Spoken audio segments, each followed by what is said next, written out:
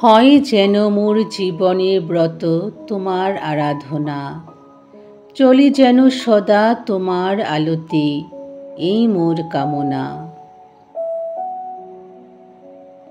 চাই না আমি জগতের ধন তোমার চরণ ছাড়ি, তুমি যে জীবন দ্বারের মাঝি, তুমি যে জীবন তরি, তুমি যে পথ, তুমি যে জীবন, তুমি বিনা ত্রাতা নাহি কোনো জন।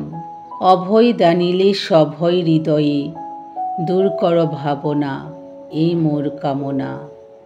হয় যেন মোর জীবনের ব্রত তোমার আরাধনা।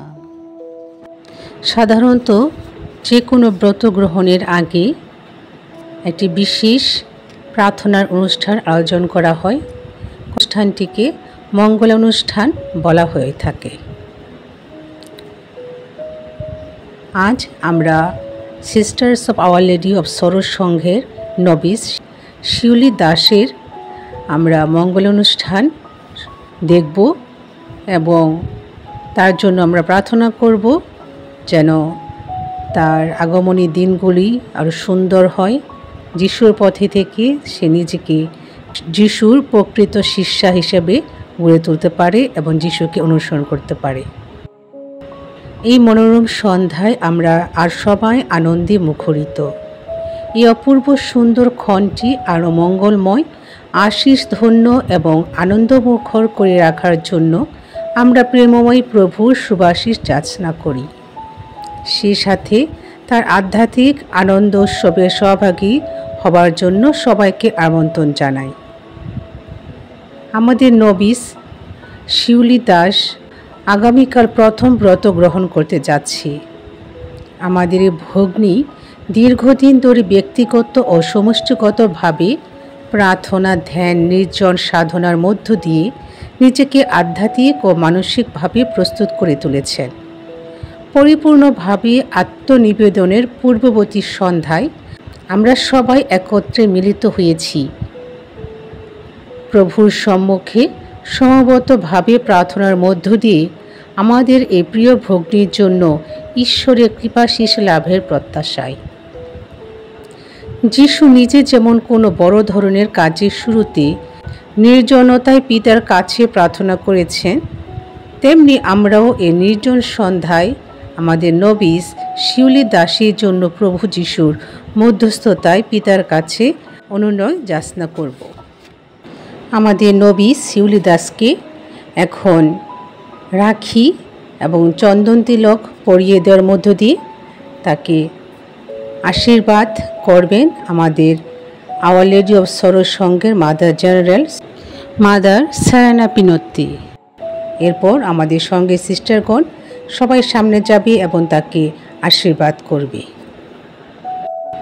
সামসঙ্গীত 139 এর কিছু অংশ পাঠ। তুমি তো আমায় জানো ওগো ভগবান, তলিয়ে দেখেছ তুমি আমার অন্তর।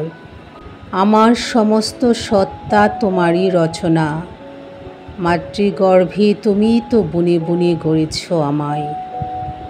এই যে আমি, এই যে সৃজন, কতই না আশ্চর্য অপরূপ, সে ভেবে করি আমি তোমারই বন্দনা। তোমার সকল কাজ কত অপরূপ, তা তো আমি জানি, মনে প্রাণে জানি। সবার আড়ালে আমি হচ্ছিলাম যখন রচিত, সে মাতৃগর্ভের গভীরে হচ্ছিল যখন এই দেহের বয়ন।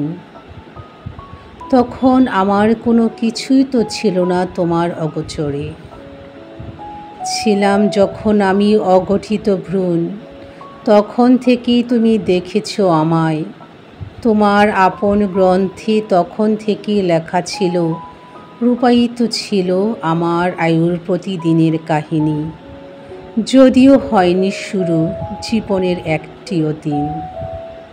হে ঈশ্বর, তলিয়ে খুঁটিয়ে দেখে নাও, জেনে নাও আমার অন্তর, আমায় যাচিয়ে নাও, আমার মনের কথা জেনে নাও তুমি। দেখো আমি চলি কিনা অন্যায়ের পথে, শাশ্বতেরই পথে ওগো সঙ্গে নিয়ে যাও। জীবনে মোদের দাও গো প্রভু তোমার আলো জেলে, সে আলোতে চলবো মোরা, গেয়ে জীবনের জয় প্রভু, গেয়ে জীবনের জয়। 5টি আঙ্গুল নিয়ে একটি হাত, 5টি ইন্দ্রিয় মিলে একটি পূর্ণাঙ্গ মানুষ। 5টি প্রদীপের সমন্বয়ে একটি প্রদীপ, আর সেটাই পঞ্চপ্রদীপ, যা পরিপূর্ণতা নির্দেশ করে। পঞ্চপ্রদীপ হল খ্রিস্টের প্রতীক। যিশু তার পিতার পরিকল্পনায় জগতের আলো হয়ে পূর্ণভাবে নিজেকে আমাদের কাছে প্রকাশ করেছেন। তাই আমাদের জীবন যেন সে আলোতে আলোকিত হয়, তার চিহ্নস্বরূপ এখন পঞ্চপ্রদীপ প্রজ্বলন করা হবে। আলোর উৎস হে প্রভু, আমরা আজ আমাদের নবী শিউলি দাসের সুন্দর জীবনের জন্য তোমাকে ধন্যবাদ জানাই।